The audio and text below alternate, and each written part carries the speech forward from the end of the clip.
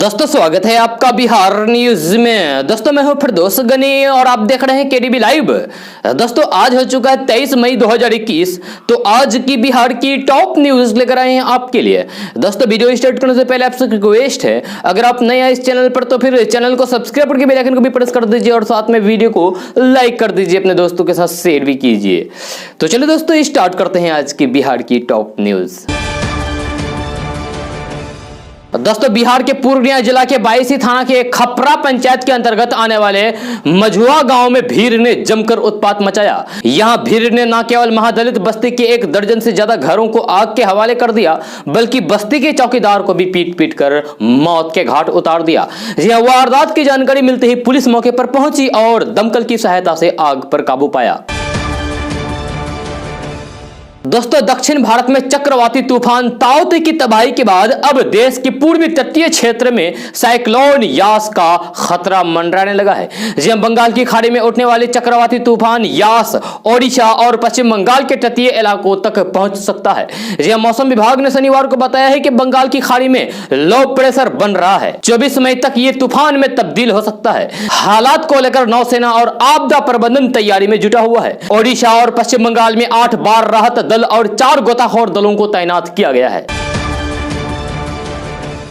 दोस्तों किसी भी मान्यता प्राप्त स्कूल से मैट्रिक पास कर चुके युवाओं को बिहार में सरकारी नौकरी मिलेगी। यह खबर के मुताबिक डाक सर्किल के लिए डाक विभाग कई पदों पर भर्तियां करने जा रहा है। जी हां, आप ऑनलाइन के द्वारा इस भर्ती प्रक्रिया में भाग ले सकते हैं। जी हां, और आवेदन की प्रक्रिया को पूरा कर सकते हैं। भर्ती नोटिफिकेशन के अनुसार बिहार डाक सर्किल में ग्रामीण डाक सेवक के 1940 पदों पर बम्पर भर्ती होने जा रही है।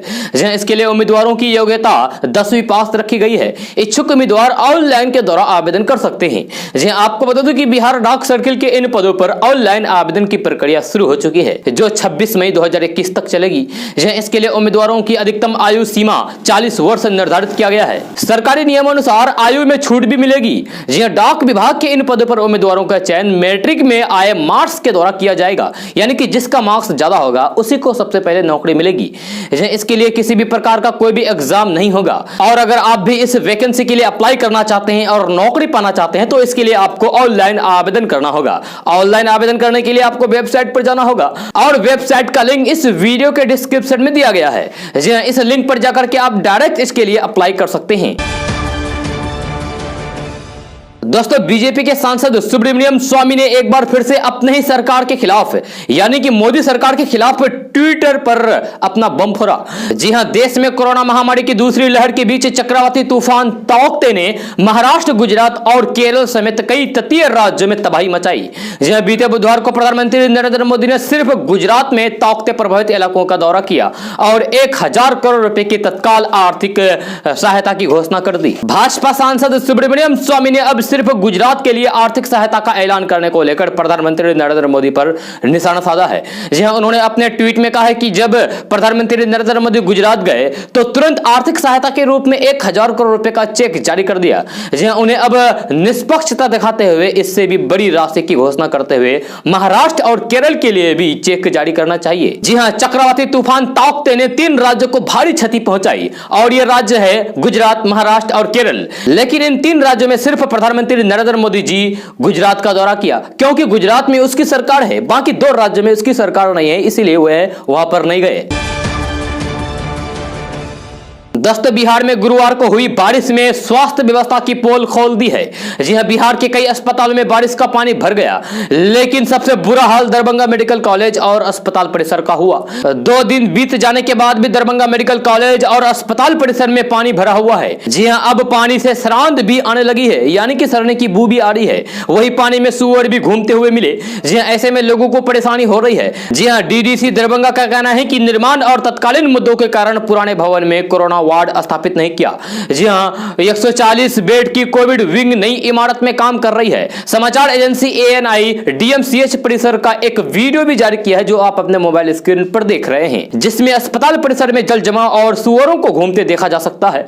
जी हां, आपको बता दें कि कुछ दिन पहले ही पूर्व केंद्रीय मंत्री और कांग्रेस के वरिष्ठ नेता पी चिदंबरम ने डीएमसीएच के हालात को लेकर टिप्पणी की थी। पी चिदंबरम ने मुख्यमंत्री नीतीश कुमार को घेरते हुए सवाल खड़ा किया था और कहा था कि क्या वह 15 साल में दरभंगा नहीं गए। इसके बाद जेडीयू के नेताओं ने चिदंबरम के बयान पर कड़ी प्रतिक्रिया दी थी। इसके बाद से ही डीएमसीएच के हाल और वहां पर कोरोना मरीजों के इलाज को लेकर सवाल उठ रहे हैं।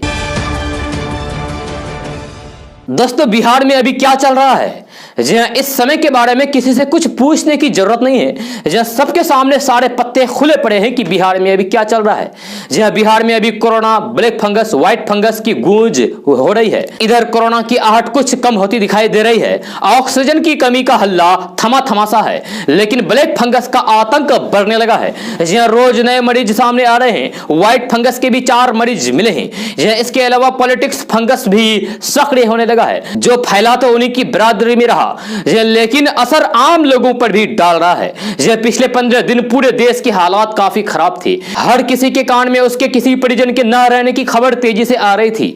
बिहार सरकार अपने स्तर से समाधान में जुटी हुई थी, लेकिन इधर विपक्ष भी मदद पर आमदा हो गया। शुरुआत कांग्रेस ने की और अपने कार्यालय को कोविड हेल्प सेंटर बना दिया। मौके की नजाकत को भांपते हुए दवाइयों आदि के पैकेट डॉक्टरों के सलाह पर मंगवाए गए, ताकि किसी तरीके का आरोप न लगे। जैसी शांत कांग्रेस, वैसे ही शांति से काम होने लगा। सरकार ने भी कोई तवज्जो नहीं दी। राजनीतिक लॉबी में इसे कमजोर फंगस माना, लेकिन इसकी पहचान कर ली।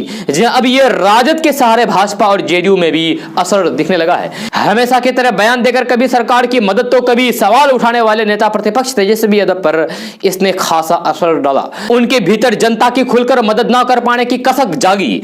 उनको लगा कि अब उनको भी कुछ करना चाहिए। इसीलिए तेजस्वी यादव बतौर नेता प्रतिपक्ष हासिल सरकारी मकान में उन्होंने आनंद फराने में एक कोविड हेल्थ केयर सेंटर खोल दिया। अपने को जिम्मेदार विपक्ष ठहराते हुए इसे सरकार को यह कहकर प्रस्तुत किया कि बिना सरकार की अनुमति के संचालित ना कर पाने की उनकी बंदिश है।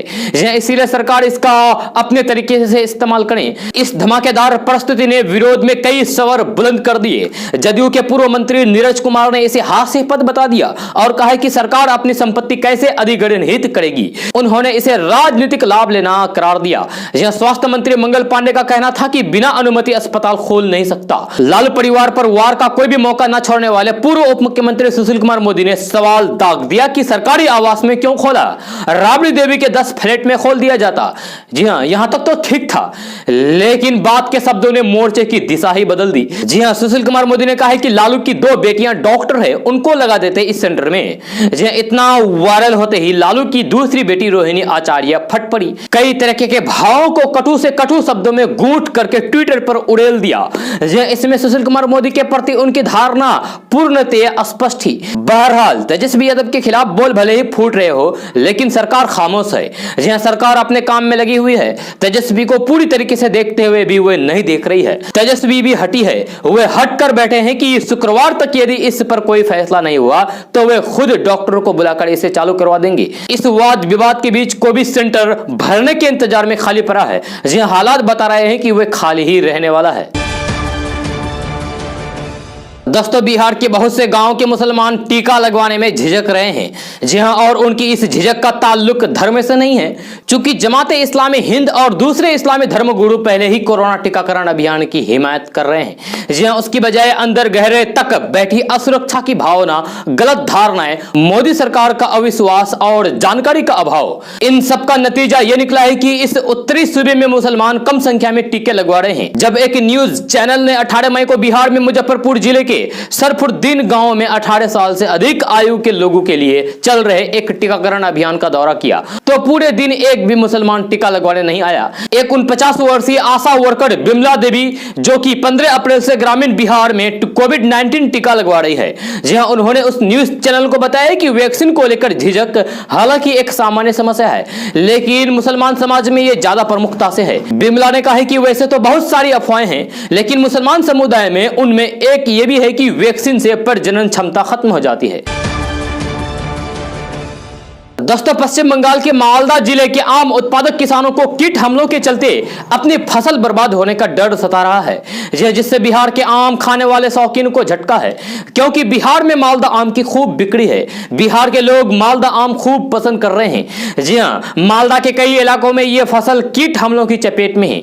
आम की बेहतरीन किस्म के लिए मशहूर इस क्षेत्र के अनेक किसानों को कोरोना लॉकडाउन के कारण निर्यात नहीं कर पाने और फिर स्थानीय खरीदारों की कमी के चलते पहले ही नुकसान की आशंका सता रही है। जिला बागवानी कार्यालय के उप निदेशक के अनुसार सूली पोका नामक कीट बीते 3-4 साल से अधिक समय से आम की फसल को नुकसान पहुंचा रहे हैं। उन्होंने कहा है कि यह कीट आमों की सतह पर अंडे देती है, जिनका आकार बहुत छोटा होता है। इसके बाद लार्वा फल के अंदर चला जाता है और फसल खराब हो जाती है। दोस्तों, बिहार में विधानसभा चुनाव खत्म हुए लगभग 6 महीने से ज्यादा का वक्त गुजर चुका है जी हां, और अब चुनाव में राजनीतिक दलों की तरफ से किए गए खर्च का ब्यौरा भी सामने आ रहा है। विधानसभा चुनाव में भारतीय जनता पार्टी ने इस बार बिहार में पहले की अपेक्षा में बेहतर प्रदर्शन किया। बीजेपी ने 74 विधानसभा सीटों पर जीत हासिल की, लेकिन चुनावी मैनेजमेंट के लिए बीजेपी ने बिहार में 72 करोड़ रुपए खर्च कर डाले। आयोग को दिए गए अपने खर्च के ब्यौरे में बीजेपी ने बताया है कि उसने विधानसभा चुनाव में 71 करोड़ 73 लाख रुपए खर्च किए। जी बीजेपी ने चुनाव आयोग को बताया है कि उसने सबसे ज्यादा खर्च अपने स्टार प्रचारकों के चैनल पर किया। जेपी नड्डा, राजनाथ सिंह, योगी आदित्यनाथ जैसे स्टार प्रचारकों की प्लेन पर यानी कि हवाई सफर पर तकरीबन 24 करोड़ से अधिक रुपए खर्च किए। औसत आंकड़ों की बात करें तो भारतीय जनता पार्टी यानी कि बीजेपी ने एक विधानसभा सीट पर चुनाव लड़ने में लगभग 96 लाख रुपए खर्च किए। जी इतना ही नहीं, बीजेपी ने अपने उम्मीदवारों को चुनाव लड़ने के लिए 16 करोड़ से ज्यादा की राशि दे डाली। लगभग सभी उम्मीदवारों को बीजेपी ने 15-15 लाख रुपए चुनाव लड़ने के लिए दिए। दोस्तों, कोरोना महामारी का प्रकोप देश भर में जारी है। कोरोना संकट में लोगों की ढाल बने डॉक्टरों की भी जान गई है। जी कोरोना की दूसरी लहर में देश भर में 420 डॉक्टरों की जान चली गई। इंडियन मेडिकल एसोसिएशन की तरफ से जारी आंकड़ों के मुताबिक दूसरी लहर में सबसे ज्यादा दिल्ली के 100 डॉक्टरों की जान चली गई। इसके अलावा बिहार में 96 डॉक्टरों की जान गई। यूपी में 41 डॉक्टरों की कोरोना के चलते जान चली गई। जहां आंध्र प्रदेश में 26, असम में 3, गुजरात में 31, गोवा में 2, हरियाणा में 2, महाराष्ट्र में 15, मध्य प्रदेश में 13 डॉक्टरों की जान चली गई इस कोरोना की वजह से। सबसे कम पंजाब और पुडुचेरी में है, यहां एक डॉक्टर की जान गई है। झारखंड में भी आईएमए ने दूसरी लहर में मारे गए डॉक्टरों की लिस्ट जारी की है। दोस्तों, महंगाई के मोर्चे पर आम लोगों के लिए अच्छी खबर है। जी हां, घरेलू सरकारी तेल कंपनियों ने आज के लिए पेट्रोल और डीजल का भाव जारी कर दिया है। जी हां, आज पेट्रोल और डीजल की कीमत में कोई भी बदलाव नहीं हुआ है। आज पेट्रोल और डीजल के दाम स्थिर हैं। जी हां, इससे पहले कल पेट्रोल के दाम 19 पैसे प्रति लीटर की बढ़ोतरी हुई थी, जबकि डीजल की कीमत में जहां 29 पैसे प्रति लीटर की बढ़ोतरी हुई थी। इस बढ़ोतरी के साथ ही बिहार में पेट्रोल 97 रुपए के पार चला गया था। जी हां, आपको बता दूं कि पेट्रोल डीजल की कीमतों में लगातार रुक रुक कर बढ़ोतरी हो रही है, जिसके चलते देश के सभी शहरों में ईंधन के दाम ऑल टाइम हाई पर चल रहे हैं। जहां 5 राज्यों में हुए विधानसभा चुनाव के बाद से पेट्रोल डीजल की कीमतों में लगातार तेजी देखने को मिल रही है। जहां पिछले 12 दिनों में पेट्रोल 2 रुपए 69 पैसे प्रति लीटर महंगा हो गया है, जबकि डीजल की कीमत 3 रुपए 7 पैसे प्रति लीटर की बढ़ोतरी हुई है। दोस्तों, विदेश की यात्रा करने वाले नागरिकों के लिए शनिवार से एक नया नियम एयरपोर्ट पर लागू हो गया है। दरअसल नागरिक उड्डयन मंत्रालय ने फैसला किया है कि विदेश जाने वाले यात्रियों को अब एयरपोर्ट पर QR कोड वाली कोरोना RT-PCR नेगेटिव रिपोर्ट दिखानी होगी। तभी यात्रियों को विमान में चढ़ने की अनुमति मिलेगी। आपको बता दें कि यह फैसला इसीलिए लिया गया है क्योंकि कई बार एयरपोर्ट पर या कहीं भी कोरोना की फर्जी रिपोर्ट से भी अधिकारियों की आंखों में धूल झोंकने की कोशिश की जाती है। इसलिए अब QR कोड वाली कोरोना रिपोर्ट के जरिए लैब और रिपोर्ट दोनों की वैलिडिटी का पता लगाया जा सकेगा। दोस्तों, कांग्रेस अध्यक्ष सोनिया गांधी ने देश में ब्लैक फंगस के मामले में बढ़ोतरी और जरूरी दवा की कथित कमी को लेकर चिंता प्रकट करते हुए शनिवार को प्रधानमंत्री नरेंद्र मोदी से आगाह किया है कि इस बीमारी के मरीज को राहत प्रदान करने के लिए तत्काल जरूरी कदम उठाए जाए। उन्होंने प्रधानमंत्री नरेंद्र मोदी को लिखे पत्र में इस बात का भी जिक्र किया है कि केंद्र ने राज्यों से ब्लैक फंगस को महामारी घोषित करने के लिए कहा है। सोनिया गांधी ने कहा है कि महामारी घोषित करने का मतलब यह है कि इसके उपचार के लिए जरूरी दवाओं का पर्याप्त उत्पादन और आपूर्ति सुनिश्चित करना आवश्यक है तथा मरीजों की मुफ्त देखभाल की जाए। दोस्तों, एक और कोरोना महामारी देश भर में कहर बरपा रही है, तो वहीं दूसरी ओर सोशल मीडिया पर इसको लेकर अफवाहों का दौर जारी है। इस मामले में अब भारत सरकार ने सख्ती का मूड बना लिया है, जिसके लिए सोशल मीडिया प्लेटफॉर्म को साफ निर्देश दिया गया है कि वे ऐसे कंटेंट को तुरंत हटा दें जिसमें इंडियन वेरिएंट शब्द का प्रयोग किया गया है। यह सरकार का मानना है कि इस कदम के बाद फेक न्यूज पर लगाम लगेगी। हालांकि अभी तक IT मंत्रालय ने इस मामले में कोई भी आधिकारिक बयान जारी नहीं किया है। सूत्रों के मुताबिक इंडियन वेरिएंट शब्द को लेकर आईटी मंत्रालय ने फेसबुक, ट्विटर समेत कई सोशल मीडिया प्लेटफॉर्म को पत्र लिखा है, जिसमें उन्होंने कहा है कि B1617 को इंडियन वेरिएंट कहा जा रहा है, जबकि WHO की किसी भी रिपोर्ट में यह नहीं कहा गया है कि भारत में कोई स्पेशल वेरिएंट है। इसके अलावा कुछ मीडिया हाउस ये भी खबर फैला रहे हैं कि भारतीय वेरिएंट दुनिया भर में फैल रहा है। इससे पहले भी केंद्र सरकार ने सोशल मीडिया प्लेटफॉर्म को लेकर एक एडवाइजरी जारी की थी, जिसमें कोरोना से जुड़े फेक कंटेंट को हटाने को कहा गया था। दोस्तों, कोरोना की दूसरी लहर को खत्म करने के लिए देश में 18 साल की उम्र से ज्यादा लोगों को टीकाकरण अभियान जोरों से जारी है। सरकार की तरफ से यह कोरोना को रोकने के लिए एक बड़ा कदम है। जहां बड़ी संख्या में लोग वैक्सीन लगवा रहे हैं। रोजाना लाखों लोग वैक्सीन का डोज लेने के लिए रजिस्ट्रेशन कर रहे हैं। जहां वही लोग इस बात को लेकर भी काफी परेशान हैं कि वे कोविशील्ड या फिर कोवैक्सीन में से कौन सी वैक्सीन को चूज करें। वहीं लोगों की वैक्सीन में लेट होने का एक कारण यह भी है, जब कुछ लोग खुद से एक वैक्सीन दूसरे से बेहतर बता रहे हैं। ऐसे में लोगों को जब तक उनकी अपनी पसंद की वैक्सीन का स्लॉट नहीं मिल रहा है तो वे तब तक रजिस्ट्रेशन ही नहीं कर रहे हैं। देश में हर कोने में 2 वैक्सीन लगाई जा रही है, कोविशील्ड और कोवैक्सीन। कोविशील्ड और कोवैक्सीन WHO मानकों पर खरी उतरी है। आपको बता दूं कि दोनों कोविड से बचाव के कारगर हैं। कोविशील्ड और कोवैक्सीन को पारंपरिक तरीके से बनाया गया है। वहीं एक्सपर्ट का कहना है कि यह वक्त टीके के ब्रांड चूज करने का नहीं है। ऐसे में लोगों के लिए वैक्सीनेशन को ही प्रायोरिटी देनी चाहिए। वहीं डॉक्टरों ने बूढ़े लोग और जो लोग खून पतला करने की दवाई खाते हैं उन्हें कोवैक्सीन न लेने की सलाह दी गई है। दोस्तों, कोरोना की दूसरी लहर में ब्लैक फंगस लोगों को अपनी चपेट में ले ही रहा था कि अब व्हाइट फंगस भी आ गया है।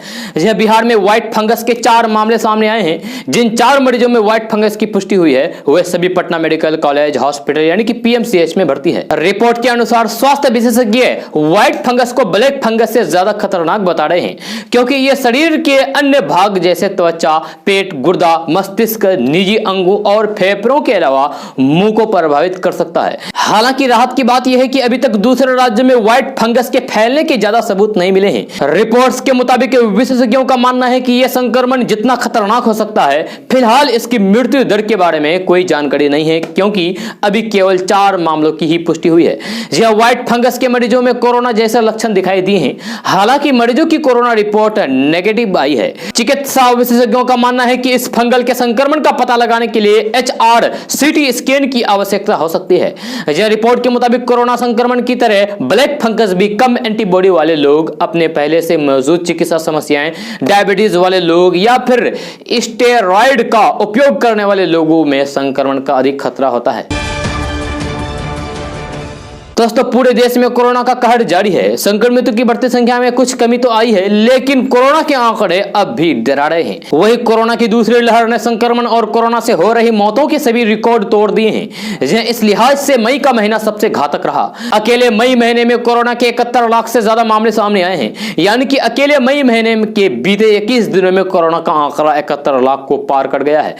इस महीने जहां संक्रमितों की संख्या में बेतहाशा वृद्धि हुई है, वहीं इस महामारी में जान गंवाने वालों का आंकड़ा भी सबसे ऊपर रहा। टाइम्स ऑफ इंडिया में दिए गए आंकड़ों के अनुसार मई महीने की बीते 21 दिनों में तकरीबन करीब 83,135 लोगों की कोरोना संक्रमण से जान चली गई, जबकि इससे पहले एक महीने में मृतकों का आंकड़ा सबसे ज्यादा 48,768 रहा था। यानी कोरोना संक्रमण के लिहाज से और इससे हुई मौतों के लिहाज से इसी महीने सबसे ज्यादा घातक रहा। दोस्तों, अगर आपका bank account state bank of India में है तो फिर आपके लिए जरूरी खबर है। जहां दरअसल बैंक अपने ग्राहकों को आधार कार्ड को लेकर एक अलर्ट जारी कर चुका है और कहा है कि आप जल्द से जल्द अपना आधार कार्ड बैंक से लिंक कर लें। जहां बैंक ने अपने आधिकारिक ट्विटर हैंडल के जरिए भी अलर्ट जारी किया है, जिसमें बताया है कि ग्राहकों को आधार कार्ड को लेकर किन किन बातों का ध्यान रखना है। तो ऐसे में जानते हैं कि SBI की ओर से क्या अलर्ट जारी किया गया है और आधार कार्ड को बैंक अकाउंट से लिंक करने के लिए क्यों कहा जा रहा है। साथ ही जानते हैं कि आखिर आप किस तरीके से घर बैठे अपने बैंक अकाउंट से आधार कार्ड को लिंक कर सकते हैं। SBI ने अपने सभी ग्राहकों के लिए आधार कार्ड लिंक करना अनिवार्य कर दिया है। ऐसा ना करने पर उन लोगों को नुकसान हो सकता है जो सरकारी सब्सिडी ले रहे हैं। आपको बता दें कि बैंक अकाउंट के आधार कार्ड लिंक ना होने पर आपको सरकार की ओर से मिलने वाली सब्सिडी मिलने में मुश्किल हो सकती है। इसीलिए आपका बैंक अकाउंट आधार से लिंक नहीं है तो फिर जल्द से जल्द लिंक करवा लें। कोरोना संक्रमण के बीच ब्लैक फंगस की चर्चा अब लोगों को डराने लगी है। लोग ब्लैक फंगस को लेकर अधिक जानना चाह रहे हैं। जहां बिहार में अब तक ब्लैक फंगस के 50 से अधिक मरीज मिल चुके हैं, जिसमें से कई स्वस्थ भी हो गए हैं। जहां इस बीच पटना एम्स के डॉक्टर अनिल कुमार का कहना है कि ब्लैक फंगस कोई नई बीमारी नहीं है, ये बहुत पहले की बीमारी है। जहां पहले भी ये बीमारी थी। उन्होंने कहा है कि इससे डरने नहीं बल्कि सचेत और जागरूक होने की जरूरत है। उन्होंने कहा है कि कम इम्यूनिटी वाले लोगों को मिट्टी से भी ब्लैक फंगस का संक्रमण हो सकता है। यह मिट्टी नमी वाले स्थान, सड़ी वस्तुएं भी कम रोग प्रतिरोधक क्षमता वाले लोगों के लिए ब्लैक फंगस का कारक हो सकते हैं। यह डॉक्टर अनिल कहते हैं कि यह फंगस पहले भी था, लेकिन कोरोना काल में यह ज्यादा प्रचलित हुआ क्योंकि अधिक स्टेरॉइड की दवा चलाई गई। उन्होंने कहा है कि ऑक्सीजन देने के वक्त सावधानियां नहीं बरती गई। डॉक्टर अनिल कहते हैं कि ऑक्सीजन सिलेंडर का पाइप, मास्क और ह्यूमिडिफायर का पानी प्रत्येक 24 घंटे में बदलना चाहिए। पटना एम्स के टेलीमेडिसिन प्रमुख डॉक्टर अनिल का मानना है कि कोरोना के भय के कारण बिना किसी डॉक्टर के सलाह के स्टेरॉइड लेना ब्लैक फंगस का कारण बन सकता है। जब कोरोना काल में संक्रमण के कारण अचानक से ऐसे मामले बढ़े हैं, यानी कि जो लोग कोरोना से ठीक हुए हैं उसको ज्यादा ब्लैक फंगस होने की खतरा है। इसके बाद इसमें शुगर हाई होना, स्टेरॉइड का हाई डोज लेना, बिना एक्सपर्ट की निगरानी के डेक्सोना जैसे स्टेरॉइड की हाई डोज लेना बड़ा कारण बन सकता है। हालांकि उन्होंने यह भी कहा है कि इसे डरने की कोई जरूरत नहीं है। उनका मानना है कि जो लोग स्वस्थ होते हैं उन पर यह हमला नहीं कर सकता है। हम इस बीमारी को जितनी जल्द पहचानेंगे इसका इलाज उतना ही सफल हो जाएगा। उन्होंने कहा है कि ब्लैक फंगस की रोक के लिए लोगों को शरीर में रोग प्रतिरोधक क्षमता बनाए रखने की जरूरत है। उन्होंने कहा है कि शुगर को नियंत्रित करने की जरूरत है तथा हमें स्टेरॉइड कब लेना है इसके लिए सावधान रहना चाहिए। यह सफाई पर भी विशेष ध्यान देना चाहिए। उन्होंने कहा है कि ब्लैक फंगस नाक मुंह से प्रवेश कर सकता है। उन्होंने कहा है कि ऐसा नहीं करने पर ब्लैक फंगस तुरंत जानलेवा है। यह फंगस नाक आंख से होते हुए ब्रेन में जाता है। तब यह किसी व्यक्ति के लिए खतरनाक हो सकता है। इस फंगस की अगर पहले चरण में यानी कि नाक में ही पहचान हो जाए तो फिर इसका इलाज आसान है। उन्होंने कहा है कि इसके लिए मास्क पहनना बचाव है। वे कहते हैं कि नाक के बाद ये आंख में पहुंच जाता है, यहां भी इलाज संभव है, लेकिन जब ये ब्रेन में पहुंच जाता है यानी कि दिमाग में पहुंच जाता है तब ये खतरनाक हो जाता है। उन्होंने ये भी कहा है कि इनका इलाज कोरोना की तरह टेलीफोन पर सलाह लेकर संभव नहीं है। इसके इलाज के लिए अस्पताल पहुंचना होगा। इस फंगस की पहचान बड़ी आसानी से की जा सकती है। उन्होंने कोरोना मरीजों से भी 6 सप्ताह तक सजग होने पर बल देते हुए कहा है कि ब्लैक फंगस की पहचान की जरूरत है और यह महत्वपूर्ण है। उन्होंने 40 साल से ज्यादा उम्र के लोगों को मधुमेह यानी कि शुगर की जांच कराते रहने की सलाह दी है। दोस्तों, राष्ट्रीय जनता दल के अध्यक्ष लालू प्रसाद यादव को सीबीआई ने डीएलएफ रिश्वत केस में क्लीन चिट दे दी है। यह जानकारी सामने आई है कि यह क्लीन चिट अभी नहीं बल्कि पूर्व डायरेक्टर ऋषि कुमार शुक्ला के कार्यकाल में ही दे दी गई थी, जिनकी खबर अब बाहर आई है। आपको बता दूं कि साल 2018 में सीबीआई ने अपने प्रारंभिक जांच के तौर पर यह केस दर्ज किया था, लेकिन इस मामले की छानबीन करने के बाद जब कोई ठोस सबूत नहीं मिला तो फाइल बंद कर दी गई और लालू यादव को क्लीन चिट दे दी गई। दोस्तों, उत्तर प्रदेश के आगरा जिला से एक ऐसा मामला सामने आया है जहां एक गांव के लोग घर छोड़कर दिन रात पीपल के पेड़ के नीचे गुजारते हैं और ये एक कोरोना के डर के चलते हुआ है। इन लोगों ने यह सुन लिया है कि पीपल के पेड़ के नीचे खड़े होने से ऑक्सीजन लेवल बढ़ जाता है। दरअसल ये मामला आगरा के नौफरी गांव का है। यहाँ के लोग पीपल के पेड़ के नीचे बैठकर ऑक्सीजन खींच रहे हैं। इन दिनों यहाँ पीपल के पेड़ के नीचे लोगों की भारी भीड़ नजर आ रही है। गाँव के इस सैकड़ों वर्ष पुराने पीपल के पेड़ को लोग जीवन रक्षक मान रहे हैं। यह सुबह शाम काफी संख्या में लोग पीपल के पेड़ के नीचे बैठ रहे हैं। गांव के रहने वाले विनोद शर्मा ने तो पीपल के पेड़ पर ही खाट डाल दी। विनोद शर्मा का ऑक्सीजन लेवल कुछ समय पहले तक कम था। लोगों ने उन्हें सलाह दी तो उन्होंने पीपल के पेड़ पर ही खाट डाल ली। पिछले 15 दिन से रोजाना विनोद शर्मा पीपल के पेड़ पर ही रहते हैं, सोते हैं। विनोद शर्मा पीपल के पेड़ पर खाट डालकर सोते हैं और दिन भर के करीब 5 घंटे तक पीपल के पेड़ पर ही बने रहते हैं। विनोद शर्मा का दावा है कि उनका ऑक्सीजन लेवल अब पहले से काफी बेहतर है।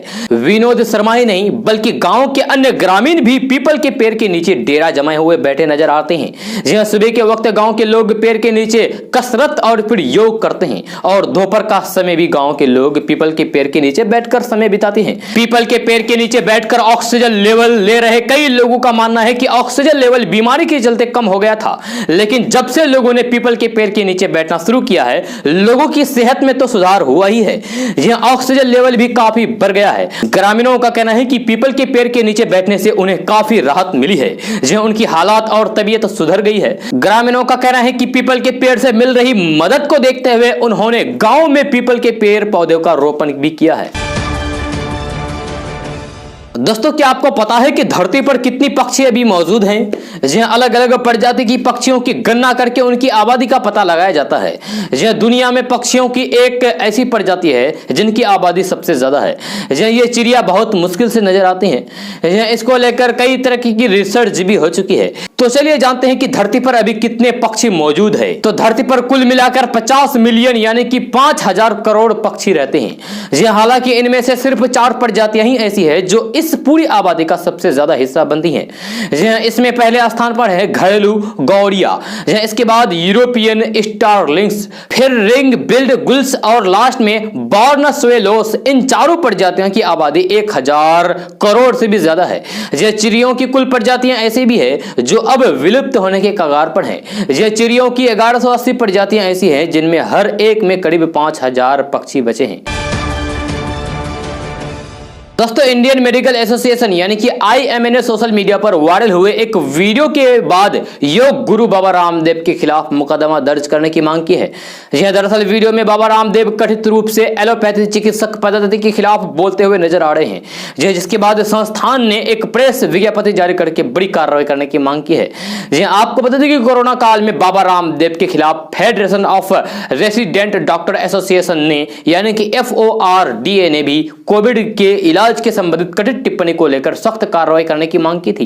यह शनिवार को इंडियन मेडिकल एसोसिएशन ने अपने प्रेस कॉन्फ्रेंस में केंद्रीय स्वास्थ्य मंत्री डॉक्टर हर्षवर्धन से अनुरोध किया है कि या तो वीडियो में लगाए गए आरोपों को स्वीकार करके देश के आधुनिक चिकित्सा सुविधाओं को भंग करे या फिर योग गुरु बाबा रामदेव के खिलाफ महामारी रोग अधिनियम के तहत मामला दर्ज करके मुकदमा चलाएं। अपने बयान में IMNA रामदेव के खिलाफ कार्रवाई नहीं किए जाने पर कानूनी कार्रवाई करने की धमकी दी है। आपको बता दें कि वायरल हुए वीडियो में कथित तौर पर बाबा रामदेव ने कहा था कि मॉडर्न एलोपैथी एक स्टूपिड और दिवालिया साइंस है। IMNA ने यह भी कहा है कि अंतर्राष्ट्रीय स्तर पर प्रतिष्ठित योग गुरु होने के अलावा बाबा रामदेव एक फार्मास्यूटिकल यूनिट के कॉर्पोरेट दिग्गज हैं। वे जनता को गुमराह करने के लिए अपनी कंपनी उत्पादों के बारे में कई बार झूठ बोलते हुए देखे गए हैं। जी आपको बता दें कि ICMR ने अभी तक रामदेव की पतंजलि द्वारा बनाई गई कोरोनिल को कोरोना के दवाई के रूप में मान्यता नहीं दी है।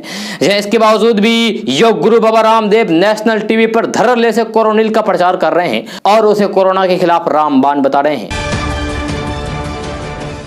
दोस्तों, केंद्र शासित राज्य लद्दाख में एक बार फिर से सुबह भूकंप के झटके महसूस किए गए। जी हां, भूकंप के झटके से धरती कांप उठी। गनीमत बात यह रही कि कोई भी हताहत नहीं हुआ। जी हां, भूकंप की तीव्रता कम थी जिससे जान माल का नुकसान नहीं हुआ। नेशनल सेंटर फॉर सिस्मोलॉजी ने बताया कि लद्दाख में शनिवार सुबह 8:27 पर भूकंप के हल्के झटके महसूस किए गए। रिएक्टर स्केल पर भूकंप की तीव्रता 3.6 मापी गई। नेशनल सेंटर फॉर सिस्मोलॉजी के मुताबिक भूकंप के ये झटके कारगिल के पास महसूस किए गए हैं। जी हां, और इसकी गहराई जमीन के 40 किलोमीटर के अंदर थी। यह 24 घंटे में यह दूसरी बार है जब लद्दाख में भूकंप के झटके महसूस किए गए। दोस्तों, कोरोना महामारी में जारी सेंट्रल विस्टा प्रोजेक्ट कार्य विवादों में लगातार बना हुआ है। अब केंद्रीय लोक निर्माण विभाग ने परियोजना के अगले चरण के दौरान फोटोग्राफी और वीडियोग्राफी के साथ साथ गैर जरूरी लोगों के प्रवेश पर भी पूरी तरीके से प्रतिबंध लगा दिया है। जी हां, वहीं विभाग ने कोरोना महामारी को देखते हुए निर्माण कार्य में जुटे लोगों को बचाने के लिए कई दिशा निर्देश जारी किए हैं। इनमें इस क्षेत्र में प्रवेश करने वालों के लिए PPE किट का उपयोग अनिवार्य कर दिया गया है। इसकी पुष्टि अंग्रेजी अखबार हिंदुस्तान टाइम्स ने की है। दोस्तों, देश में इस समय कोरोना महामारी की दूसरी लहर कहर बरपा रही है। एक और कोरोना संक्रमण फैल रही है तो दूसरी ओर स्वास्थ्य सेवाएं भी लचर दिख रही है। इसको कांग्रेस के राज्यसभा सांसद P चिदंबरम ने केंद्र की नरेंद्र मोदी की अगुवाई वाली सरकार पर निशाना साधा है। जहां कांग्रेस नेता P चिदंबरम ने कहा है कि जो हालात है उनको लेकर कम से कम सरकार ये नहीं कह सकती है कि उनको इसका अंदाजा नहीं था। जहां वही टीकाकरण कार्यक्रम को लेकर भी उन्होंने सवाल किए। जहां पूर्व केंद्रीय मंत्री P चिदंबरम ने शनिवार को सुबह ट्वीट करते हुए लिखा है कि मोदी सरकार ये कतई नहीं कह सकती है कि हमने इन परिणामों की उम्मीद नहीं की थी। यह सरकार को कोरोना को लेकर पहले ही आगाह कर दिया गया था। कई बार उनको चेताया गया था लेकिन उन्होंने नहीं सुना। अब सरकार को अंतिम चेतावनी यह है कि अगर टीकाकरण में तेजी नहीं आई तो फिर तीसरी लहर को रोका नहीं जा सकता। दोस्तों हाल ही में केंद्र सरकार ने कृषि निर्यात नीति को मंजूरी दी है। जी कृषि निर्यात नीति से बिहार के मखाना, लीची और आम को बाहर रखा गया है। इसका मतलब यह हुआ है कि इन फलों का निर्यात नहीं हो सकेगा। जी इससे बिहार के किसानों को बड़ा झटका लगा है। माना जा रहा है कि इस फैसले से उनकी कमाई प्रभावित होगी। बिहार कृषि विश्वविद्यालय ने भी इस फैसले पर नाराजगी जताई है। जी बिहार कृषि विश्वविद्यालय के वैज्ञानिकों का कहना है कि कृषि निर्यात नीति बनाने के वक्त राज्य सरकार के सक्रिय भागीदारी होनी चाहिए। अभी बनी नीति से राज्य के बागवानी उत्पादकों पर असर पड़ेगा और इसकी खेती से भी जुड़े किसान भी प्रभावित होंगे। बीएयू यानी कि बिहार कृषि विश्वविद्यालय के कुलपति डॉक्टर रविंद्र कुमार सोहाने कहते हैं कि राज्य के किसान और बागवानी करने वाले लोगों की राज्य सरकार को पत्र लिखकर नई नीति में बिहार के उत्पादकों जैसे कि मखाना, आम और लीची को नहीं शामिल करने के बारे में बताया है। दोस्तों आलू का भाव सब्जियों से आमतौर पर नरम रहता है, लेकिन इस समय आलू से भी सब्जियां सस्ती है। इससे आलू की बिक्री 75% घट गई है। साथ ही सब्जी विक्रेताओं की परेशानी भी बढ़ गई है क्योंकि आमदनी प्रभावित हो रही है। विक्रेताओं का कहना है कि कोरोना संक्रमण के कारण पटना से छात्र और दैनिक मजदूर अपने गाँव चले गए हैं। अनुमान यह है कि इनकी संख्या कम से कम 5 लाख है, इसलिए सब्जियों की मांग घटी है। होटल और रेस्टोरेंट की खपत भी मामूली है क्योंकि लॉकडाउन के कारण वे सिर्फ ऑनलाइन डिलीवरी ही दे पा रहे हैं। इससे भी सब्जियों की बिक्री घटी है। दोस्तों आज का न्यूज़ बस यहाँ तक। कैसा लगा जरूर अपना सुझाव दीजिएगा नीचे कमेंट बॉक्स में कमेंट करके। अगर आप नए आए इस चैनल पर तो फिर चैनल को सब्सक्राइब करके बेल आइकन को भी प्रेस कर दीजिए और साथ में वीडियो को लाइक भी कर दीजिए, अपने दोस्तों के साथ शेयर भी कीजिए। तो चलिए दोस्तों फिर मिलते हैं कल की वीडियो में। जय हिंद, जय भारत।